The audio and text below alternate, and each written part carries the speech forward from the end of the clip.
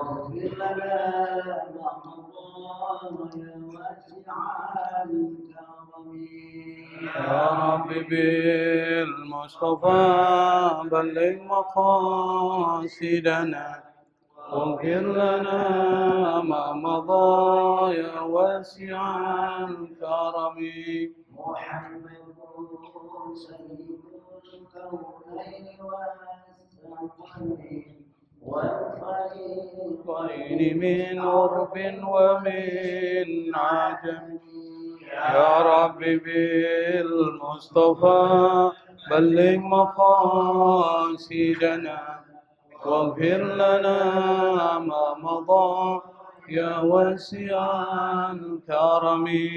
هو الحبيب الذي ترجى شفاعته لكل هول من الأهوال مقتحم.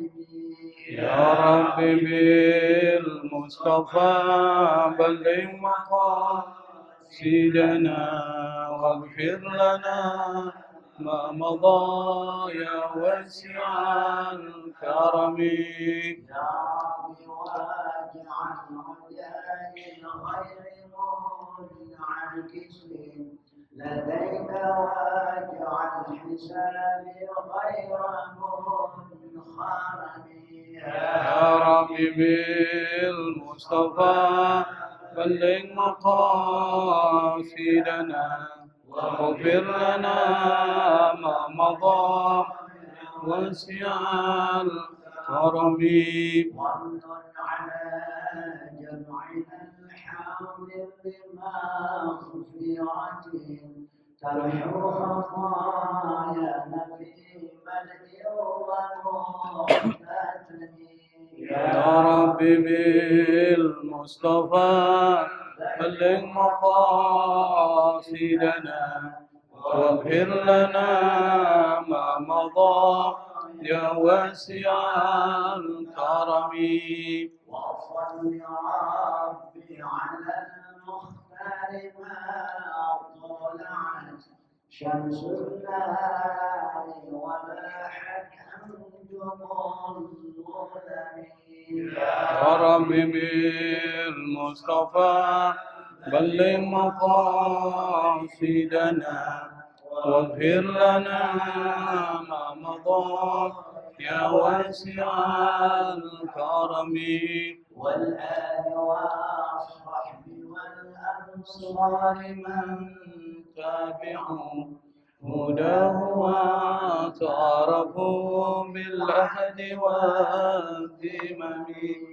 يا رب بالمصطفى بلغ مقاصدنا واغفر لنا ما مضى يا واسع الكرم. بسم الله الرحمن الرحيم. بسم الله الرحمن الرحيم. لا إله إلا الله. لا إله إلا الله. أستغفر الله. اللهم صل وسلم اللهم صل وسلم على سيدنا محمد على سيدنا محمد وعلى آل سيدنا محمد.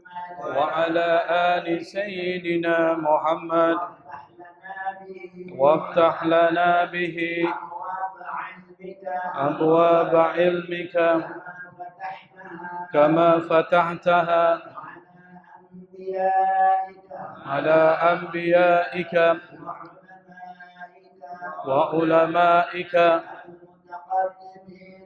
المتقدمين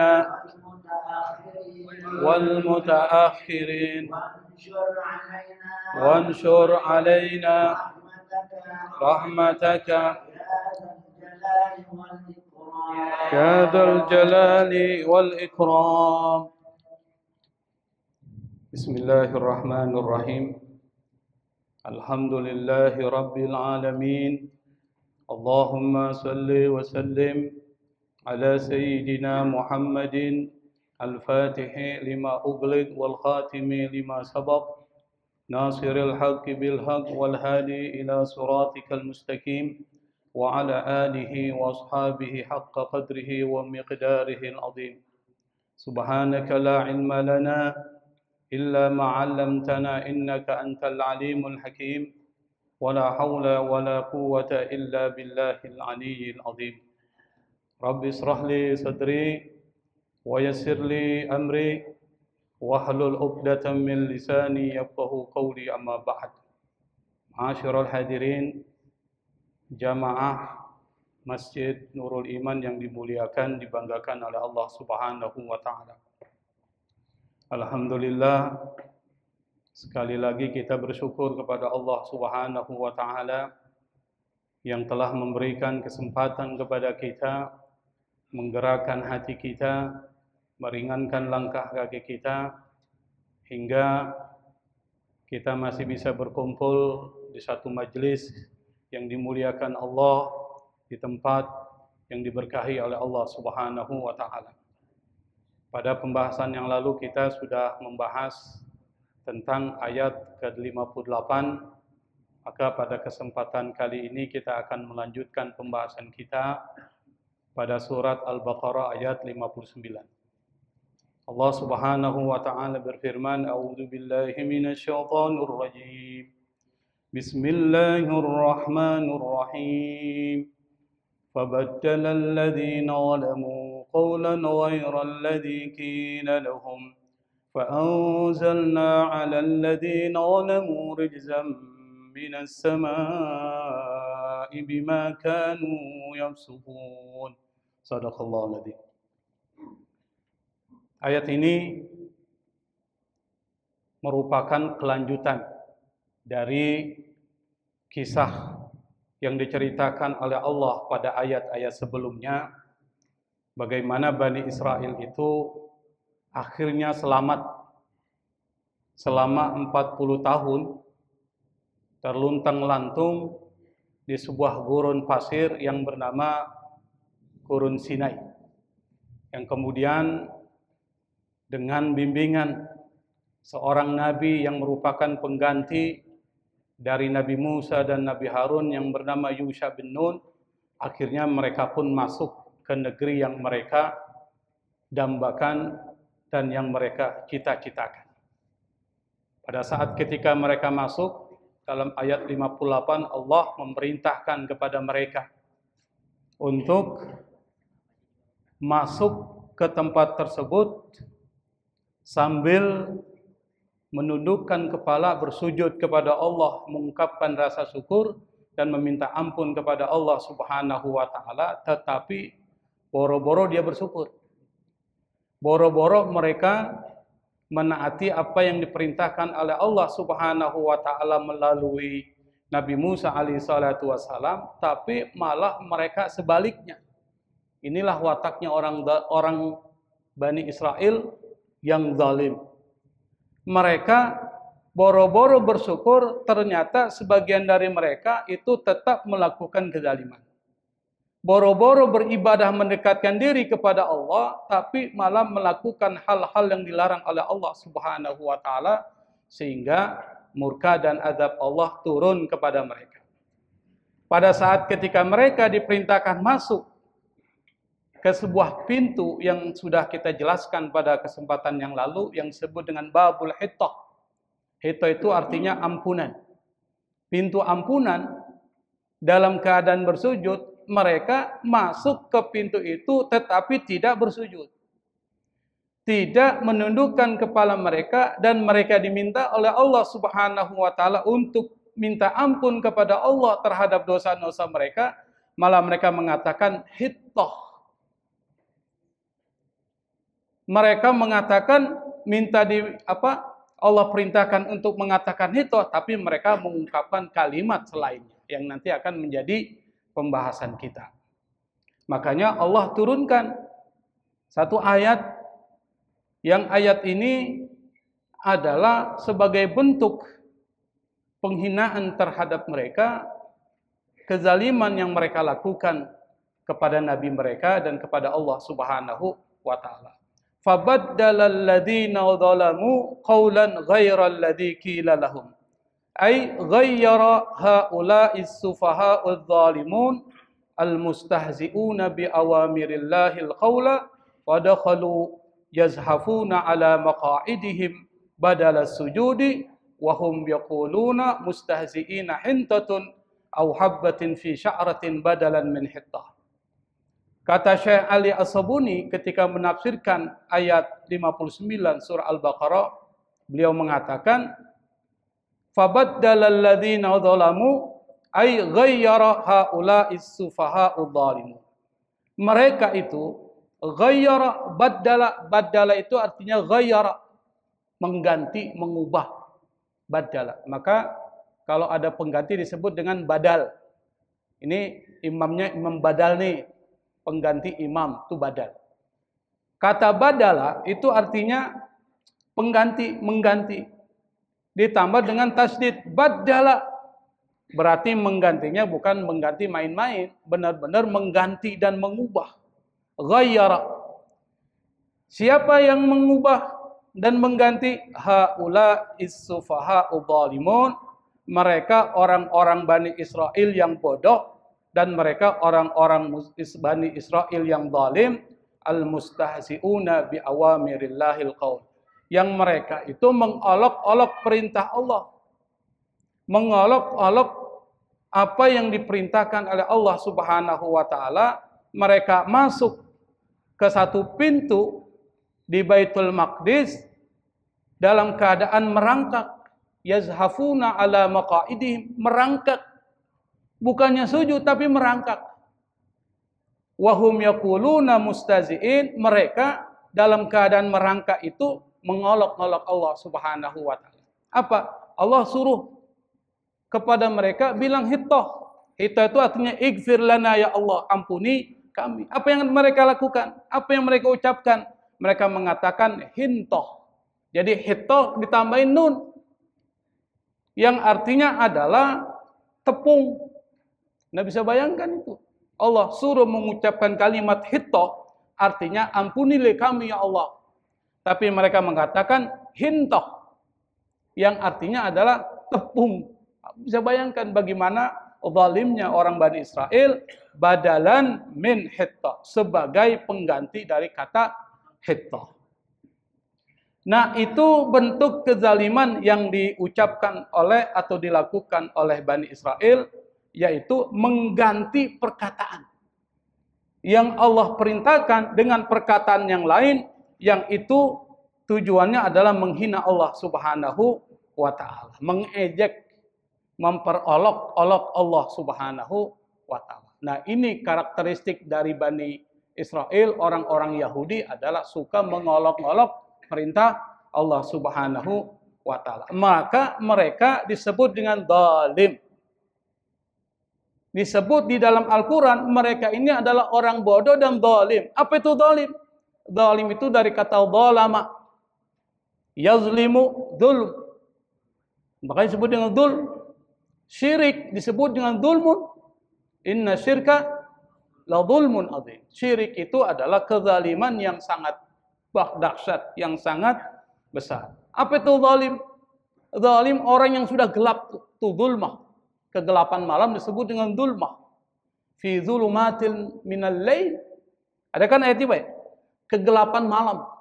Artinya apa? Orang yang sudah tertutup hatinya, akalnya, pikirannya, semua indranya, maka akan melakukan sesuatu yang sesuatu itu pasti adalah kezaliman. Maka kata zalim itu, kata para ulama, dibagi ke dalam dua bagian. Ada zalimun li nafsi, ada zalimun li ghairi. Zalim terhadap diri kita, satu. Kata para ulama mengatakan zalim itu bentuknya bisa dibagi dua. Orang yang zalim terhadap dirinya sendiri. Maksudnya apa? Zalim terhadap dirinya adalah Anda disuruh beriman kepada Allah, Anda tidak beriman. Anda disuruh sholat, Anda tidak sholat. Anda disuruh puasa, tidak puasa. Anda disuruh mengeluarkan zakat, tidak mengeluarkan zakat. Itu dianggap zalimun li nafsi. Zalim terhadap diri sendiri. Kenapa? Itu adalah bagian makanan dari hati kita, tubuh kita, dan semua yang ada di anggota badan kita. Itu namanya zalim. Kenapa tidak sholat zalim terhadap diri kita? Karena diri kita ini ada 3 dimensi, Pak. Ada dimensi akal, dimensi qalbun, ada dimensi fisik. Ini butuh makanan. Kalau dimensi akal, maka Anda memberikan makanan kepada akal kita dengan banyak belajar. Dengan belajar, melakukan perenungan, melakukan penelitian. Makanya penelitian di dalam Islam itu dianjurkan. Wa fi anfusikum afala tubsirun. Terhadap diri kalian, apakah kalian tidak melakukan pengamatan? Ibsar. Tubsirun, ibsar. Dari kata basar, itu penglihatan. Artinya apa? Anda harus memperhatikan, mengamati diri Anda. Dengan pengamatan terhadap diri kita akan muncul ilmu pengetahuan. Anda mengamati diri Anda sebagai sebuah konsep biologis nih. Maka dari pengamatan terhadap diri Anda akan munculkan ilmu biologi. Akan memunculkan ilmu anatomi. Itu dipelajari. Oleh orang-orang yang ingin menjadi dokter, wajib belajar biologi dan anatomi. Kalau tidak ada dokter, setengah mati kita berobat. Untuk menjadi dokter, salah satunya belajar ilmu itu. Untuk bisa mendapatkan ilmu itu, pasti harus melakukan yang disebut dengan pengamatan. Yang disebut dengan ibsar atau basar terhadap diri kita. Termasuk hati. Qalbun, ini yang membedakan kita dengan yang lain karena kita punya hati. Nah, hati ini butuh makanan. Makanan hati apa? Zikir kepada Allah. Mengingat kepada Allah, salah satunya sholat. Makanya sholat itu kalau dilaksanakan dengan benar, tanha anil fahsya'i wal munkar. Anda pasti nggak akan pernah melakukan keburukan. Kalau sholatnya benar. Tapi kalau ternyata kita sholat tapi masih melakukan kejahatan-kejahatan, berarti ada yang salah dengan sholat Anda. Something wrong with your sholat, kata orang barat. Ada yang salah dengan sholat Anda. Apa yang salah? Jangan-jangan sholatnya nggak khusyuk. Kok nggak khusyuk? Karena tidak melalui tahapan-tahapan untuk bisa membuat khusyuk kita jadi, sholat kita jadi khusyuk. Itu namanya zalimun li nafsi. Itu satu. Kalau zalimun li ghairi gimana? Anda dengan orang lain, Anda melakukan kezaliman dengan mulut Anda, dengan pikiran Anda, dengan tangan Anda. Misalnya sebagai pejabat, Anda zalim terhadap rakyat. Buatlah kebijakan-kebijakan yang membuat rakyat sengsara itu. Itu zalim tuh. Dan itu lebih besar daripada zalim terhadap diri sendiri. Atau zalim dengan perkataan Anda mengata-ngatai orang, membuli orang, memfitnah orang, itu zalim terhadap orang lain.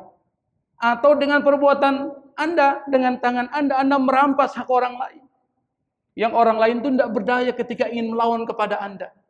Nah, itu adalah zalimun li ghairi. Dan zalim yang paling dahsyat akibatnya ketika negara itu zalim terhadap rakyatnya. Itu dahsyat, Pak. Kenapa? Karena banyak sekali yang mengalami dampak dari kezaliman tersebut. Karena itu maka zalim itu ada yang diampuni oleh Allah, ada yang tidak diampuni oleh Allah. Kalau yang tidak diampuni oleh Allah apa tuh? Syirik. Inna syirka la dzulmun adzim. Syirik itu kezaliman tingkat tinggi. Kalau surga ada surga tertinggi, zalim ada kezaliman tertinggi. Apa itu? Syirik kepada Allah Subhanahu wa taala. Dia nggak akan diampuni oleh Allah kecuali kalau dia sebelum meninggal dia taubat kepada Allah Subhanahu wa taala. Kedua, zalim tapi akan diampuni oleh Allah. Anda berbuat maksiat, misalnya sholatnya nggak bagus, kadang sholat, kadang tidak, itu zalim tuh. Tapi itu akan diampuni oleh Allah Subhanahu wa taala. Atau mungkin misalnya Anda melakukan sesuatu yang itu melanggar hak Allah, itu akan diampuni oleh Allah Subhanahu wa taala. Yang ketiga, ampunan itu ditangguhkan oleh Allah. Nanti kalau selesai di dunia dan sudah diselesaikan di dunia, Allah akan ampuni. Kalau tidak selesai di dunia, nanti di akhirat terjadilah yang disebut dengan perdebatan antara orang yang dizalimi dengan orang yang menzalimi. Itu yang disebut dengan hakul ghair. Anda melaksanakan kezaliman terhadap hak orang lain. Misalnya apa? Ngerampas tanah orang lain. merampas milik orang lain. Orang lain nggak berdaya, Pak. Dia minta sama Allah. Nanti pada saat pengadilan Allah, saya akan tuntut apa yang pernah diambil dari saya. Makanya ada satu cerita ini, cerita dari seorang ulama tabi'in namanya Wahab bin Munabbih. Dia cerita, ada seorang pemuda, dia taubat. Lalu kemudian dia menjadi ahli ibadah. Setiap hari dia sholat, setiap malam nggak lepas sholat tahajud. Kalau siangnya dia berpuasa kepada Allah Subhanahu wa Ta'ala selama 70 tahun. Selama waktu tersebut, ia tidak pernah meninggalkan puasa, tidak pernah meninggalkan sholat, dan semua hal yang diperintahkan oleh Allah Subhanahu wa Ta'ala. Tibalah saatnya dia dipanggil oleh Allah, meninggal. Banyak saudaranya bermimpi tentang dia. Dan ingat Pak, mimpi itu bisa menjadi sumber pengetahuan. Kalau yang mimpi itu adalah orang-orang yang soleh. Kalau kita mimpi, itu jangan jadi sumber pengetahuan, Pak. Karena kita bukan orang soleh. Tapi kalau orang soleh, mimpi itu biasanya bisa benar. Kenapa? Karena ruh bisa bertemu antara ruh tuh. Bagaimana ruhnya orang hidup dengan orang meninggal itu bisa bertemu? Orang yang meninggal, ketika dia orang beriman, ruhnya itu enak. Dia bisa berjalan kemana-mana. Dia di tempat yang disebut dengan Darul Baydah. Sementara orang yang tidur, ruhnya bisa jalan pada saat dia tidur dalam mimpinya tuh. Ketemulah dia. Itu yang disebut dengan bertemunya ruh orang yang masih hidup dengan ruh orang yang meninggal melalui mimpi. Ketika ketemu dengan pemuda yang soleh ini, yang 70 tahun, dia beribadah kepada Allah Subhanahu wa Ta'ala, lalu ditanya, apa yang Allah lakukan kepada Anda? Ditanya, gimana keadaan Anda, gimana? Apa dia bilang? Pada saat ketika Allah menghisap semua amal perbuatanku, Allah pun mengampuni semua dosaku. Tapi satu yang tidak diampuni. Sampai saya ini tertunda masuk ke dalam surga Allah yang disebut dengan Indiyin. Yang disebut dengan satu tempat yang tertinggi berkumpulnya para ruh-ruh orang beriman, orang saleh yang disebut dengan Indiyin. Wa ma adraka ma illiyun. Ada kata illiyun. Apa? Dia mengatakan ada satu dosa yang tidak diampuni oleh Allah Subhanahu wa Ta'ala dan masih ditunda sampai nanti hari pembalasan. Apa? Saya pernah satu ketika ambil sapu lidi, satu lembar lidi, Pak. Lalu lidi itu saya potong satu, saya gunakan untuk tusuk gigi nih, tusuk gigi. Dan itulah yang membuat dia tertahan dari masuk ke dalam surga. Kenapa? Karena dia ambil tusuk gigi dari sapu lidi tanpa izin yang punya sapu. Bayangkan cuma satu lidi, Pak. Kira-kira kita udah berapa banyak tuh punya orang yang kita ambil tuh, Pak. Sedikit-sedikit tuh. Banyak tuh. Ini baru satu lidi. Ada yang kemarin satu buah kurma. Yang dia pikir itu kurmanya dia. Satu buah kurma yang dia makan tanpa izin dari yang punya kurma, yang dia pikir itu punya dia, doanya nggak diterima oleh Allah Subhanahu wa Ta'ala. Nah, nanti orang seperti ini nanti diselesaikan di akhirat. Kalau tidak diselesaikan di dunia, diselesaikan di akhirat. Nanti terjadilah yang disebut dengan perdebatan di pengadilan Allah. Apa kata orang yang dizalimi? Saya nggak suka ya Allah kecuali dia kembalikan hak saya. Oh. Apa dia bilang? Saya nggak punya apa-apa lagi. Kalau gitu keburukan saya kau ambil. Tuh saat itu juga terjadi. Makanya sebelum meninggal dunia, Pak, kalau ada hak-hak orang, kembalikan hak itu. Jangan sampai itu menjadi persoalan. Nah, pesan moral dari ayat ini nih, fabaddalal ladzina dzalamu qawlan ghairal ladzi qila lahum. Pesan moralnya adalah Anda jangan seperti orang Yahudi yang suka mengolok-olok agama. Tuh pesannya. Karena yang pertama kali mengolok-olok agama itu orang Yahudi. Bukan cuma perkataan tadi tuh, dia mengganti hito dengan hinto. Itu mengejek Allah. Allah suruh minta ampun, dia mengatakan tepung gandum. Itu penghinaan itu. Nah, itu yang disebut dengan mengolok-olok agama, al-istihza'u biddin. Dan pelopor pertama kali, desainer awalnya itu adalah orang-orang Yahudi. Yang pertama pernah bilang dia, yang itu disebutkan Allah dalam Al-Quran, para sahabat Nabi pernah berkata kepada Nabi supaya mereka diperhatikan. Mereka mengatakan, ra'ina ya Rasulullah. Ra'ina itu artinya perhatikan kami. Lalu kemudian kalimat ini diplesetkan oleh orang-orang Yahudi ketika bertemu dengan Rasul. Mereka bukan mengatakan ra'ina, tapi mengatakan ra'una. Apa ra'una itu? Orang dungu, orang tolol, orang bego lah. Kalimat itu dikatakan kepada Nabi Muhammad SAW. Maka kemudian turun ayat Al-Quran. Ya ayyuhalladzina amanu la taqulu ra'ina wa qulu durna. Pernah dengar kan? Wahai orang-orang yang beriman, janganlah kalian mengatakan ra'ina, tapi ganti dengan apa? Undurna. Artinya sama. Maksudnya apa? Kalimat itu nggak bisa diplesetkan oleh orang-orang Yahudi. Kalau Anda mengatakan ra'ina, nanti diplesetin lagi. Jadi ra'una. Artinya apa? Orang bodoh. Orang dungu. Itu plesetan yang dilakukan oleh orang Yahudi. Itu yang pertama. Yang kedua, orang Yahudi itu juga suka memelesetkan salamnya orang-orang Muslim. Orang Yahudi. Kalau kita ketemu sesama kita, kita bilang Assalamu alaikum. Termasuk para sahabat ketemu Nabi mengucapkan Assalamu alaikum. Orang Yahudi ketemu Nabi, dia menghina. Dia bilang Assalamu alaikum. La-nya hilang. Assalamu alaikum. Artinya apa? Assamu itu artinya racun. Yang dimaksud adalah semoga engkau mati ya Muhammad. Assalamualaikum. Siti Aisyah pada saat orang Yahudi ngomong kepada Nabi, dia marah. Alaika sa'mu, dia bilang. Engkau juga akan mati. Nabi larang. Kata Nabi, jangan begitu ya Aisyah.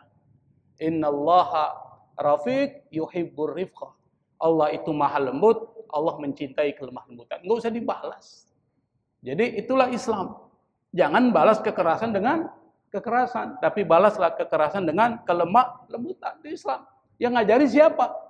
Nabi. Makanya Nabi dakwanya itu meluas, diterima oleh masyarakat. Nah, karena itu maka perlu ada yang disebut dengan peraturan, Pak. Supaya orang nggak sembarangan menghina agama orang lain.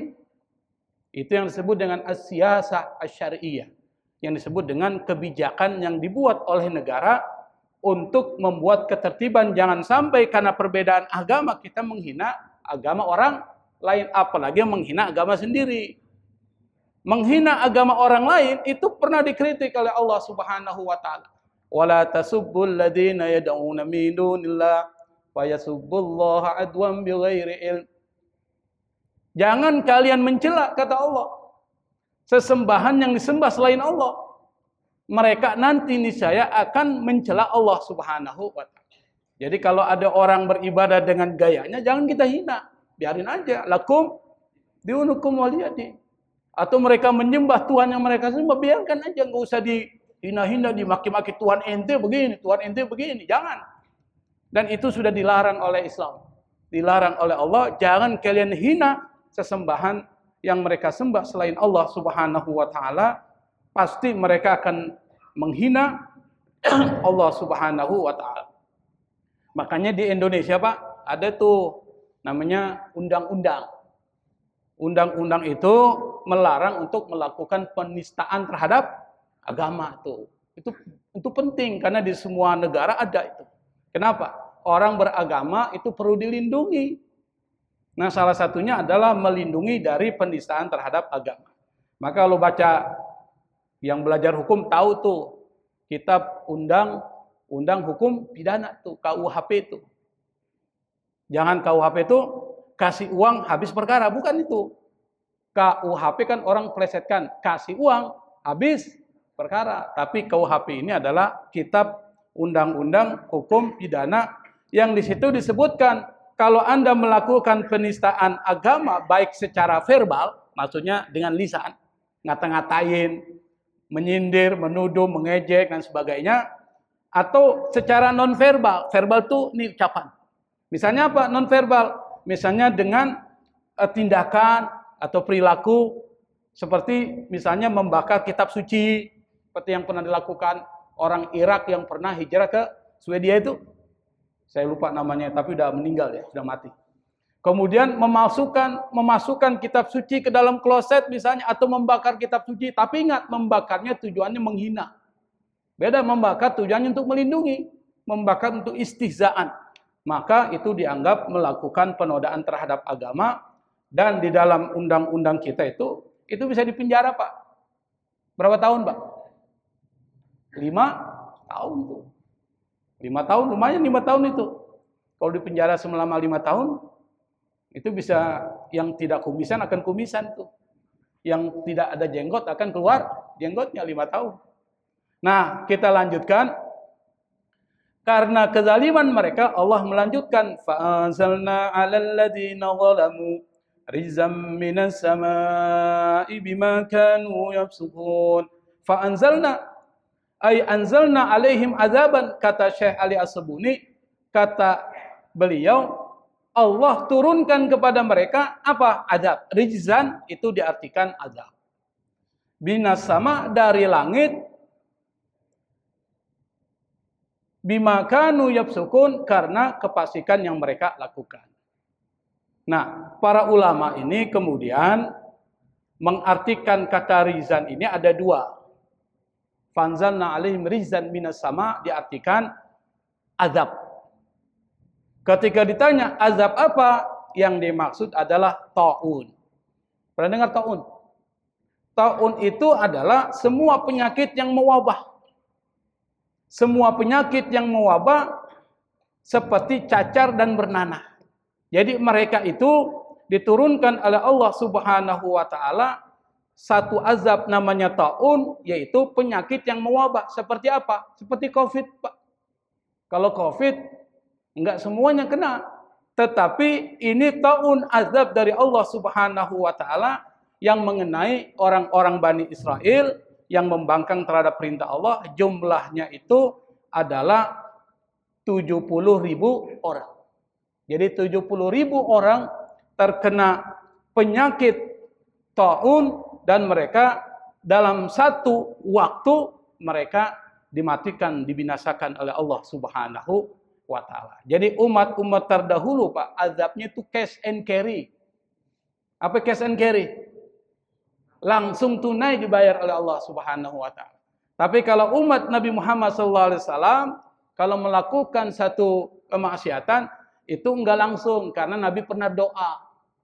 Karena Nabi pernah minta kepada Allah, jangan turunkan azab seperti azabnya umat-umat terdahulu. Jadi tidak ada lagi orang yang azab oleh Allah seperti azab yang diberikan kepada umat Nabi Nuh, seperti umat Nabi Lut, atau seperti Bani Israel pada zaman Nabi Musa dan zaman-zaman setelahnya. Nah, ta'un ini adalah satu penyakit yang kalau seandainya ada di satu tempat, maka kita dilarang untuk masuk di tempat itu. Idza sami'tum bit-ta'una bi ardin fala tadkhuluha. Kata Nabi, kalau kalian mendengar ada ta'un di satu tempat, maka jangan kalian masuk. Bahkan Umar bin Khattab radhiyallahu anhu pernah satu ketika ingin masuk kota Syam. Dapat informasi di Syam itu mewabah satu penyakit yang kalau seandainya masuk, maka itu bisa memberikan mudarat kepada orang tersebut. Maka Umar enggak masuk. Nah, ditanya sama sahabat Nabi, kalau enggak salah namanya Abu Ubaidah, ditanya, "Ya Umar, apakah engkau menghindar dari takdir Allah?" Apa kata Umar? "Saya berpindah dari takdir Allah yang satu menuju takdir Allah yang lain." Jadi kalau udah ada tahu tempat itu banyak penyakit, jangan masuk, Pak. Bukan kita takut sama penyakit itu, tetapi ini perintah. Sama juga pada saat ketika terjadi COVID-19 2 tahun yang lalu. Ketika di tempat itu ada wabah, kita jangan masuk ke tempat itu. Itu perintah Allah. Bukan kita takut sama penyakit itu, tapi kita mengikuti perintah Allah Subhanahu wa ta'ala. Tapi kata Allah melalui lisan Nabi Muhammad SAW, kalau Anda berada di tempat di mana itu sudah kena wabah, jangan keluar. Masuk Anda ke dalam rumah Anda, di situ Anda menetap. Kenapa? Kalau Anda keluar di tempat Anda yang di situ terjadi penyakitmu apa? Anda akan menyebarkan penyakit itu kepada orang lain. Kalau Anda mati karena penyakit itu, Anda berada di tempat Anda sendiri. Matinya mati apa? Mati syahid. Kalau mati syahid, kira-kira dihisab nggak tuh? Nggak dihisab, Pak. Nggak ditanya malaikat munkar nakir tuh, Pak. Jadi semua orang yang meninggal nanti akan dimasuki pada saat ketika dikubur itu datang dua malaikat tuh. Yang berkulit hitam. Dua malaikat, namanya munkar, nakir. Semua orang akan ditanya di situ, kecuali beberapa orang yang tidak akan ditanya oleh Allah Subhanahu wa taala. Siapa yang ditanya oleh malaikat munkar nakir? Nabi dan Rasul. Kira-kira logis nggak Nabi ditanya man rabbuka? Nggak mungkin kan? Maka nggak perlu ditanya. Siapa lagi yang ditanya? Orang-orang soleh dan mati syahid. Orang-orang yang tenggelam, tsunami, orang-orang yang kena gempa itu, kena reruntuhan gempa itu mati dia, mati syahid itu kalau dia muslim, dia mukmin, mati dalam keadaan syahid. Yang kedua yang tidak ditanya oleh Allah melalui munkar dan nakir adalah orang yang setiap malam baca tabarak tuh, Pak. Surat apa tuh? Al-Mulk. Berapa ayat? 30 ayat. Tabarakalladzi biyadihil mulku wa huwa ala kulli syai'in qadir. Makanya sebelum tidur usahakan baca itu surat. Atau surat apa? Alif Lam Mim Sajdah. Surat yang ke-32 dalam Al-Qur'an. Berapa huruf? Berapa ayat? Berapa? 30 juga. Kalau saya tanya berapa huruf nggak ada yang tahu jawabannya kan? Berapa ayat? 30 ayat. Sama dengan tabarak. Yang terakhir adalah orang yang pada saat menjelang kematiannya sakaratul maut, sebelumnya pada saat sakit menjelang kematian dia membaca kulhu. Qul huwallahu ahad. Jadi kalau bapak sakit nih, sakit parah, sudah merasa kayaknya mau meninggal nih, nggak lama lagi hidup di dunia ini, perbanyak baca surat Al-Ikhlas. Bismillahirrahmanirrahim. Qul huwallahu ahad sampai selesai. Baca terus, ulang-ulang. Kenapa? Man kana akhiru kalamihi la ilaha illallah dakhalal jannah. Siapapun yang akhirnya kalimat la ilaha illallah keluar dari mulut dia, maka dia akan masuk ke dalam surga. Makanya azab yang diberikan oleh Allah Subhanahu wa taala kepada Bani Israel itu adalah penyakit yang mewabah yang saat itu meninggal binasa sejumlah 70.000 orang menurut tafsir yang disebutkan oleh As-Sobuni dan juga tafsir yang disebutkan oleh Al-Baghawi.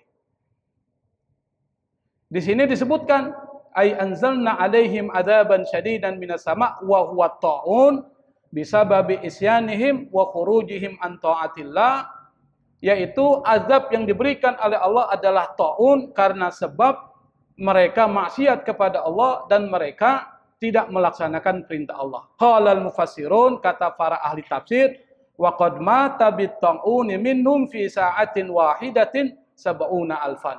Kata para ahli tafsir, mati karena sebab ta'un itu pada saat yang sama fi sa'atin wahidah berapa orang? Sab'una alfan, 70.000 orang. Bayangkan Pak, kalau di Indonesia kira-kira berapa ribu yang meninggal saat Covid? Jutaan. Emang sudah hitung Pak? Pak Sulaiman sok tahu ini. Artinya nggak terhitung lah. Harusnya ada datanya kan, cuma kita nggak tahu. Berapa sih? Yang dimatiin.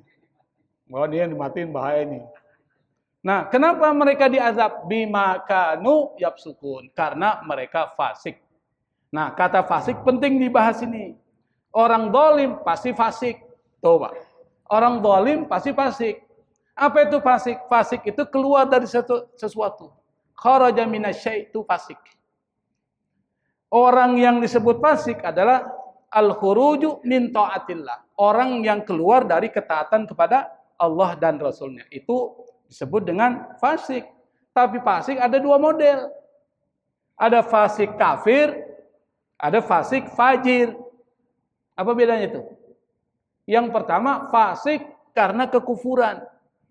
Mereka enggak beriman kepada Allah Subhanahu wa taala. Seperti orang Bani Israel.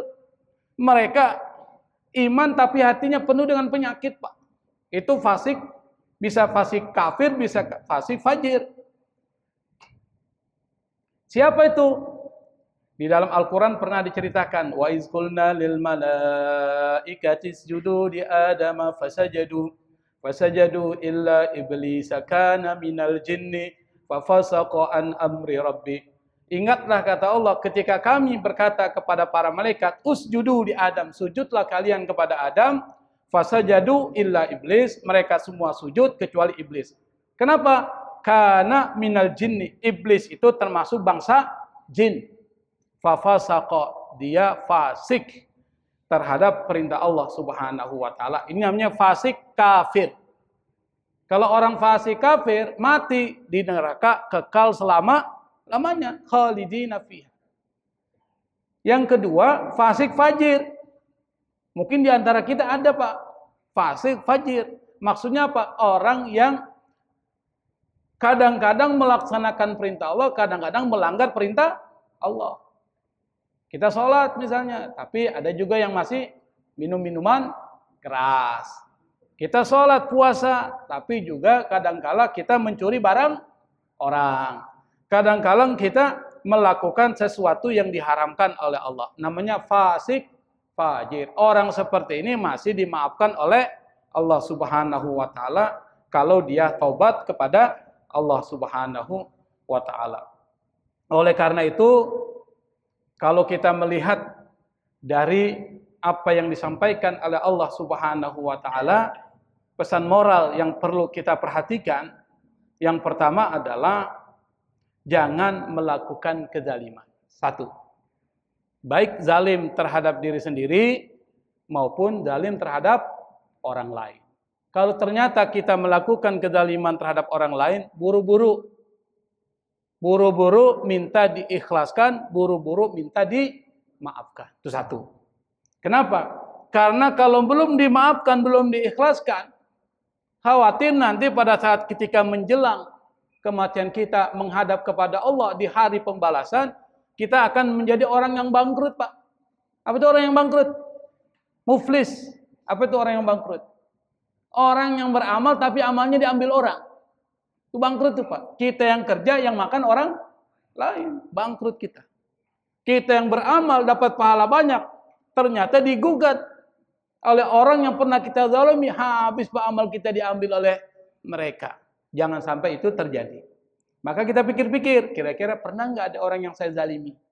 Pernah nggak ada orang yang pernah saya ambil sendalnya? Pernah nggak orang yang pernah saya ambil tanahnya? Pernah nggak orang ada yang saya ambil sesuatu darinya? Ingat, Pak. Itu namanya muhasabah, merenung. Oh, pernah saya dulu nih.